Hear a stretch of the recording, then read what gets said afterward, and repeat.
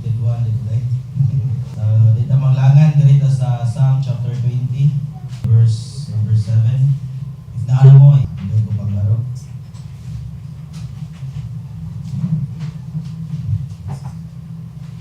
Psalm chapter 20, verse number 7. Dumana ito pagbasa. Naano mo? Ready, go. Some trust in chariots and some in horses, but we will remember the name of the Lord our God. Let us pray. Heavenly Father, salamat kayo sa kamatagon. Sorry, sa mga lagyan ng buhat na kanimo. Dispense us, Lord God, with the precious blood of Christ. Maraming mo kami ngayon karon, Lord God, sa pagpamina sa mga pulong, sa paghato sa mga pag-ampod na kanimo. And we pray, Lord, na pinagi sa Holy Spirit, yung saligan, magpadala sa mga pag-ampod na kanimo, sa mga pag-ampod, hindi na ma-utter sa mga magba, Lord, mapadala na pinagi sa Holy Spirit, Lord God. We pray, Ginoo, may ka mga gamit na ako karon sa pagwali sa mga pulong. And we pray, Lord, na hindi ako ang knowledge, ang understanding, ang mawali karon. Hindi mo ang kaalam, hindi mo ang hikanda kanimo.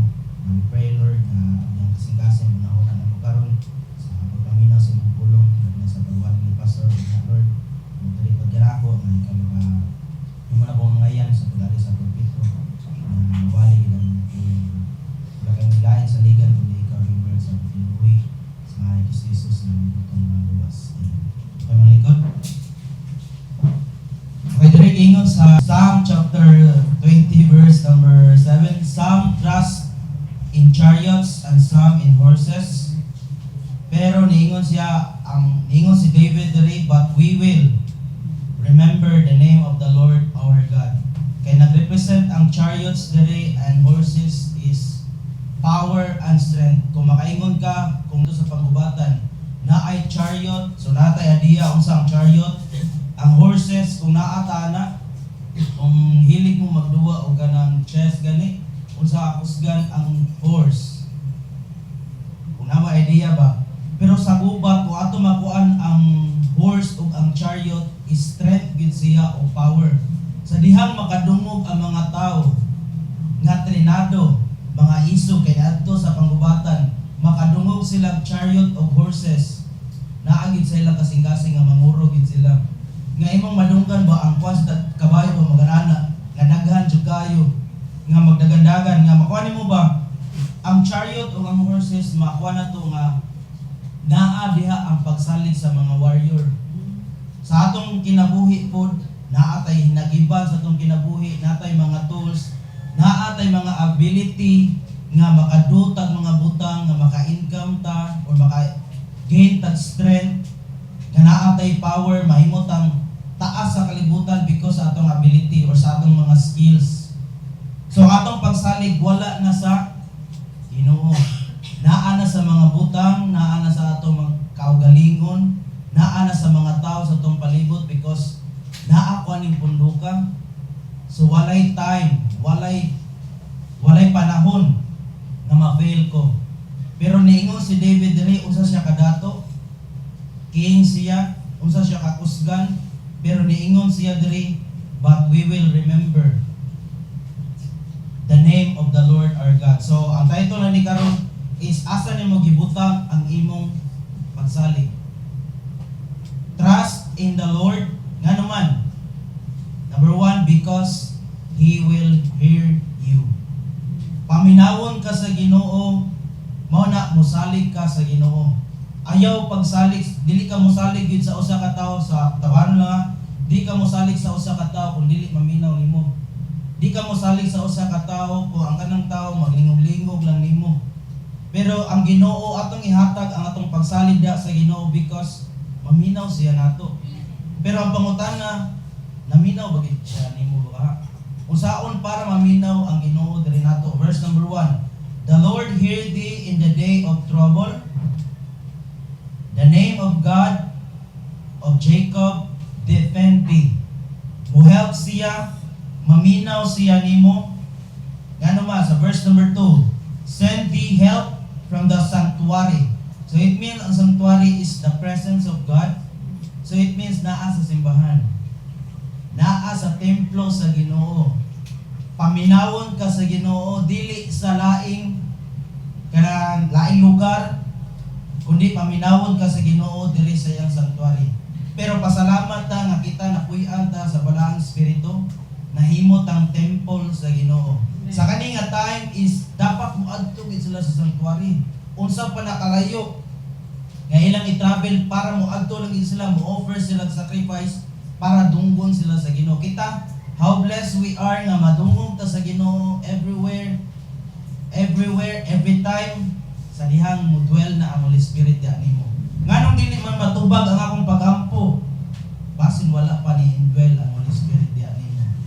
Nganong dili matubag ang imong mga pagampo kada adlaw, imong mga desire, imong mga pangutana dili matubag because wala pa ning dwell ang Holy Spirit di nimo. Pero sa time nila ni David, sa dihang ni trust siya sa Ginoo because maminaw ang Ginoo niya, kay ni adto siya sa templo.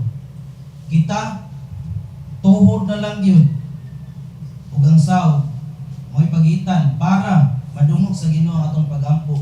O bisa na lang diri kinasingkasing nga pagampo ang Holy Spirit na ada nimo, madungog sa Ginoo ang imong pagampo. Mo na ang atong pagsalig dili sa atong kaugalingon, dili sa mga tao, dili ang strength or ang power nga naangko nimo, pero sa dihang ang power sa Holy Spirit ning dwell diri nato. Pasalamat ta nga ang dako nga partition gyud. Grabe nga partition. Dapat muul naapay dugo nga muula para madungog ang atong pagampo. Pasalamat ta ang redeeming blood ni Kristo maoy naghatag nato og way para madungog ang atong pagampo.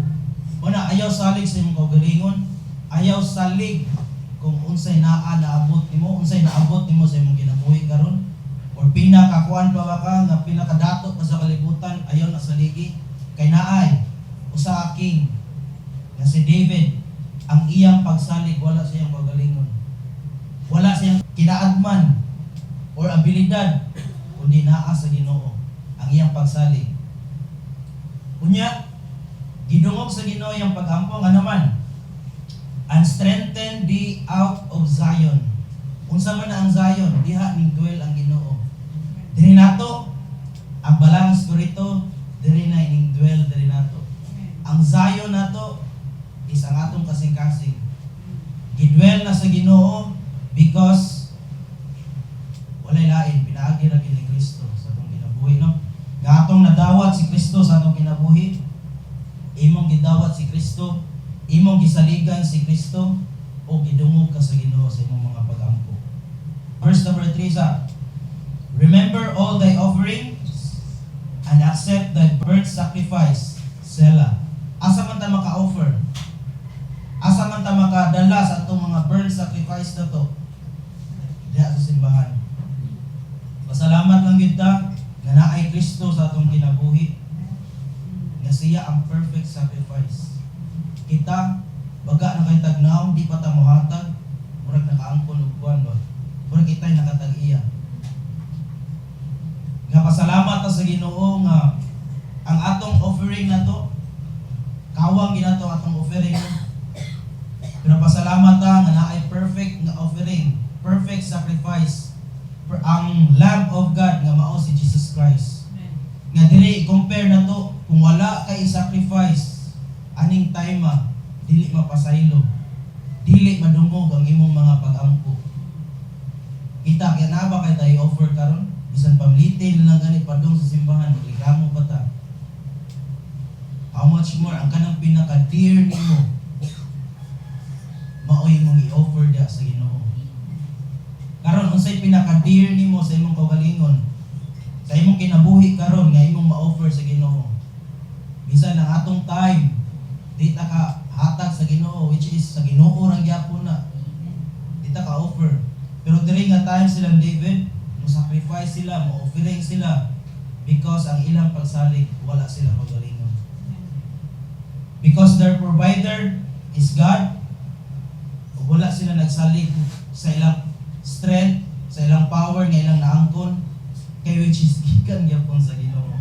Kita nagsalig ta sa atong kaugalingon, di ta kahatag sa atong time, di ta kahatag sa atong skill diha sa Ginoo because nagsalig ta sa atong kaugalingon. Ayaw put ang imong pagsalig da sa imong kaugalingon. Atong pagsalig ibutang nato diha sa Ginoo because He will hear you. Basta tuol ka sa presensya sa Ginoo. Naa ka sa presensya sa Ginoo. Number 2, ngano ato ibutang atong pagsalig diha sa Ginoo because He fulfill all your requests. Ang desires nimo, ang guidance nga gikan sa Ginoo nga mangita kag magsik ka guidance dito sa mga tao, di ka ma-fulfill. Walay fulfillment sa imong kasing-kasing, walay peace or walay satisfaction nga imong makuha. Pero sa dihang mutras ka sa Ginoo, iyang ihatag tanan nimong desire. Nga desire nga gikan gyapon sa Ginoo. Kinahanglan tayong desire nga makadaot na to. Nahita panginahanglan nga makadaot na to. Pero nganong maka-desire man ta diha sa Ginoo because duol man ta niya. Di ba nakakuha mo sa number 1? Nganong maminaw siya nato? Because naa ta sa iyang presensya o naa siya nato. Nganong maka-desire man ta nindot? Because of course naa ang Ginoo diri nato. Di ta mo desire sa kadautan sa mga tao, di ta mo desire sa kadautan sa mga pamilya nato or bisan sa imong kaugalingon because ang Ginoo naa man nimo. Naba kaninyo. Wow. Psalm 21 verse 2 ato sa basana, thou hast given him his heart's desire. Sa verse number 2 verse chapter 21, and has not withholden requests of his lips. Selah. Because God naa nimo. Naay Kristo sa imong kinabuhi. Balik ta sa verse 4, grant thee according to thine own heart and fulfill all thy counsel. Ang imong gipangita nga guidance i-fulfill gina sa Ginoo. Because ang imong pagsalig wala sa imong kaugalingon, nigsig ka guidance diha sa Ginoo. Verse number 5, we will rejoice in thy salvation, and in the name of our God we will set up our banners. The Lord fulfill all thy petitions. Pasalamat anak na mag-celebrate na ba? Because God fulfill all our requests.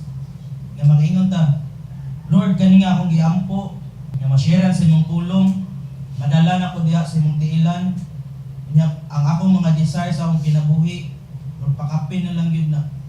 Kaya ang tinuod nga kalipay, ang kalinaw, nga imong gihatag diri nako, dili ka bayran og utang. Pasalamat ko, Lord, ani, kay tungod akong mga desire, bisan sa akong mga decision sa akong kinabuhi, akong gipangutana diha nimo. Ug ikaw mo answer because nagpaduol ko diha nimo. Nilutan nga desire no. Nga pareha ni David ba? One thing have I desired of the Lord, that I will seek pag-yud. Kita magkatulugan lang nato. Ang pulong sa Ginoo, magbasa ta sa pulong sa Ginoo, maduka ta. Pero sa diyang mag-cellphone, magsigal itong mata lagi. Lahi akong gisig. Pero ang pulong sa Ginoo, unta atong gisig, that I will seek after, that I may dwell, asa man, in the house of the Lord forever. Mao ba ka na atong desire? Pareha ba ka ni David? Nganong wala ta ning desire padung diha sa dwelling place sa Ginoo because wa ta ni salig sa Ginoo. Di ta ganahan magig-uban sa usa ka tawo kung wa na to sa ligi. Di ta ganahan mutawag sa usa ka tawo kung wa na to sa ligi. Sa diyang makaangkon tag problema kinsa matong tawgon? Kuha ba tag cellphone then hello ma? Mama na yun. Or basin mga tao nga atong gisaligan, mao na atong gitawagan. Wa kita ning seek after sa Ginoo or ni dwell diha sa iyang sanctuary para mo seek tag counsel, mo seek tag answer nga gikan sa Ginoo. Nganong wala man because ang atong pagsalig wa diha sa Ginoo. Wa ta kabaw or basin imong gikalimtan nga ang Ginoo mo fulfill og desires sa imong kinabuhi. Mo answer og guidance. Mo seek ta guidance sa Ginoo, mo answer siya. Pasalamat ta nga naa tay Ginoo nga atong matawag. Di ta mo adto sa mo adto sa Manila para mo ma-ansiran pa atong pagampo. Kundi mubiyong lang ka. Wampo ka sa Ginoo, ma-answer mo pag-ampo. Basta duol ka sa Ginoo. Basta musik ka diya sa Ginoo. Verse number 6, now know I that the Lord saveth His anointed. Ang pangutana, gipilit ba ka sa Ginoo? Sure na bagid ka. Naluwas na jud ko. Save na jud ko. Idawat na gyud nako si Kristo sa akong kinabuhi. Iya na gyud ko gipili nga mahimong anak niya. Mo na i-make sure na to. He will hear him from His holy heaven with the saving strength of His right hand. Mo na nakaingon dayon si David Ray, some trust in chariots because na ay power, na ay strength, nga humanistic nga strength, pero naa diri sa verse number 6, strength nga gikan gid sa Ginoo. Pero mas gisaligan pa nato ang chariots and some in horses, but we will remember the name of the Lord our God. I hope kita, mga Kristohano, ng atong pagsalig wala sa atong chariots o horses na to. Kaya makaingon ta, kung daghan tag chariots, daghan tag horses, daog tadaan sa atong kaway. Makuha na to ba, nga sa Sunday school na to, nagpirting daghana na gyud sa ilang kontra. Si King Josaphat, nagsing lang sila. Pag-abot nila dito, wala gamit ng espada. Wala gamit ang ilang bow and arrow. Because ang ilang pagsalig naa sa Ginoo, nag-unay ra. Kung kita ang atong pagsalig naa diya sa Ginoo, wala sa chariots o wala sa atong horses, abata pang gugod. Daghan pa kong strength. Mga mamatay pa siguro ko, mga 80, sure ka. Mga 40 lang siguro ko, mga lagad sa Ginoo. Igo gina, mga 50% na siguro na sa akong kinabuhi. Mo na itong gisaligan ba? Because patanon pa ka, daghan pa ka kusog, daghan pa ka mabuhat, daghan ka abilidad, dali ka makakwarta. Ang imong pagsalig na sa imong attainment nimo sa kalibutan. Wala na sa Ginoo, wala ka ning remember. Ang mahitabo nimo is kadautan ng yapon. Do na himo kang pinakadato sa kalibutan, pero na-lose nimo imong soul. Wa nimo na fulfill ang gikuman sa Ginoo gani mo. Imbes mga lagad ta sa Ginoo, magsalig ta sa Ginoo, para makakita tang mga tao nga ning salig pud sa Ginoo, pero ni salig ta sa atong chariots o horses na to, atong kinabuhi wala na fulfill. Wa gidungog sa Ginoo atong pagampo because ang atong trust wa sa Ginoo. Verse number 8, they are brought down and fallen. Iman kung naa ka sa Ginoo, di pasabot, victory pirmi para nimo. Brought down and fallen, but we are risen and stand upright. Kung righteous ka, nagsunod ka sa Ginoo, ma-fall ka 7 times, pero mo rise up lang yapon ka because ang imong pagsalig wala sa imong kagalingon. Naa sa Ginoo. Sila ni nga time, ang chariots, ang horses, mupadong nila, pero ang ilang pagsalig wala man diha. Naa sila yung chariot, naapod sila yung horses, pero ang ilang pagsalig naa gyapon sa Ginoo. Makanker sila, mapildi sila, pero ang ilang pagsalig naman sa Ginoo, soon we will rise up.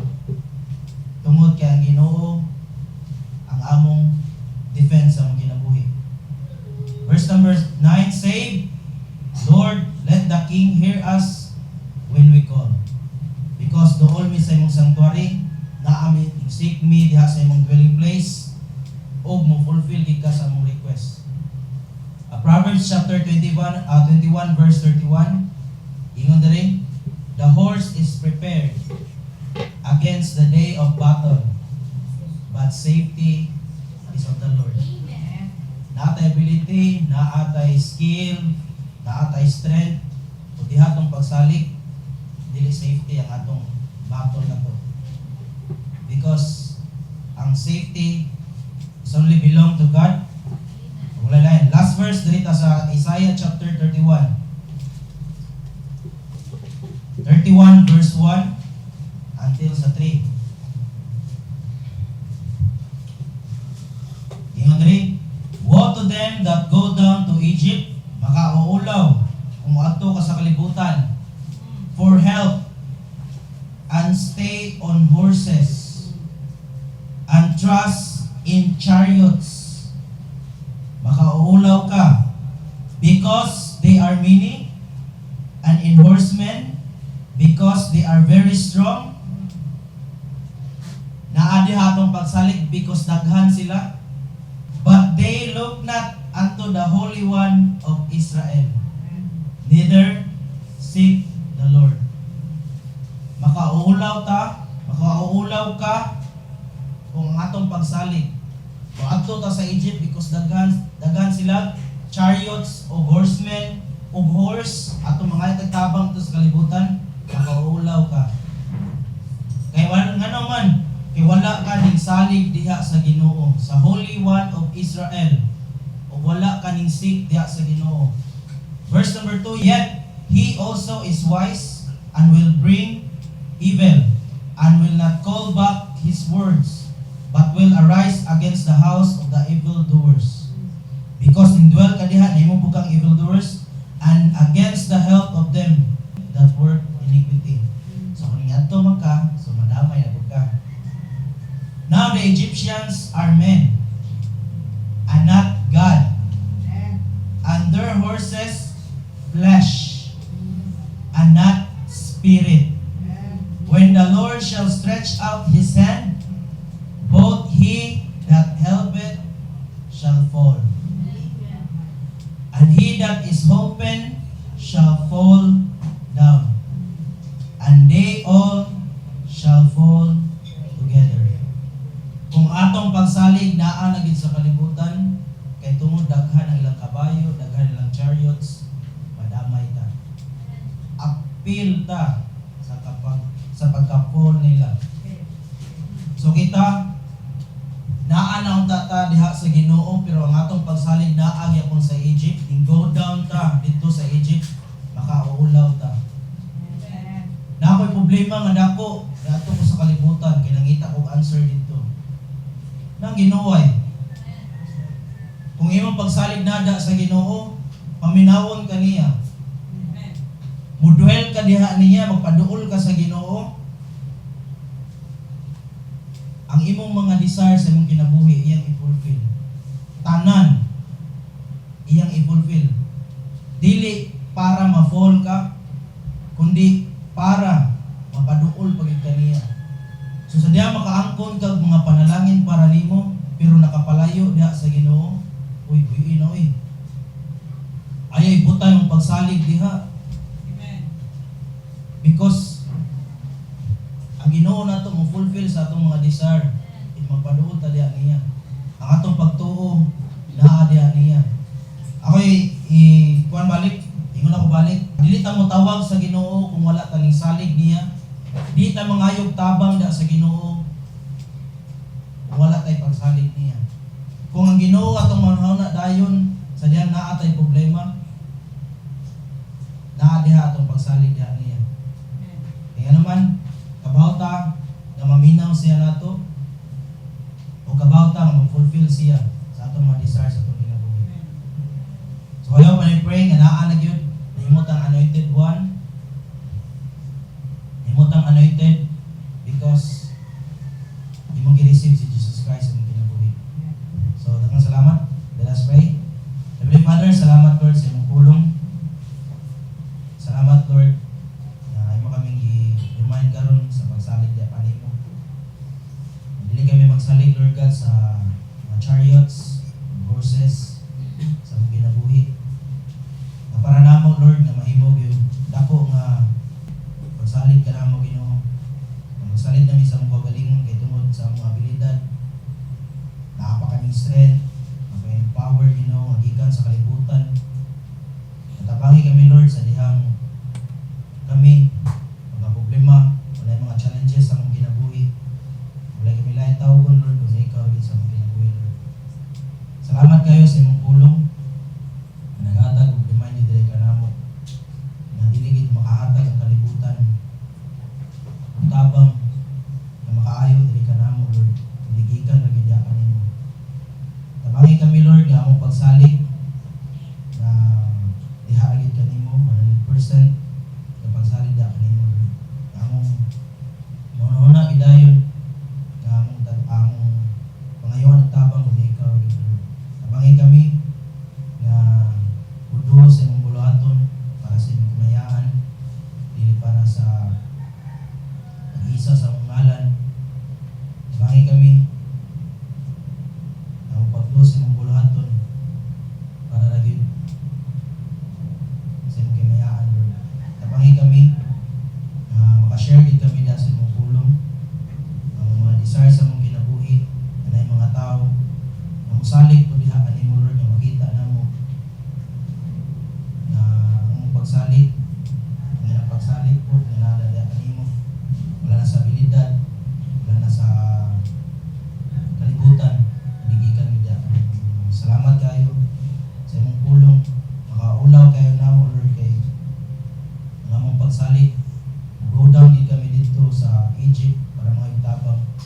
Pero wala gid kami kauna-una, Lord, na ikaw ang fulfill gid sa tanan namong desire. Ikaw nakapili diri kanamo. Salamat po, Lord, sa pag-indwell diri sa Holy Spirit diri kanamo na naghatag og reminder kanamo permi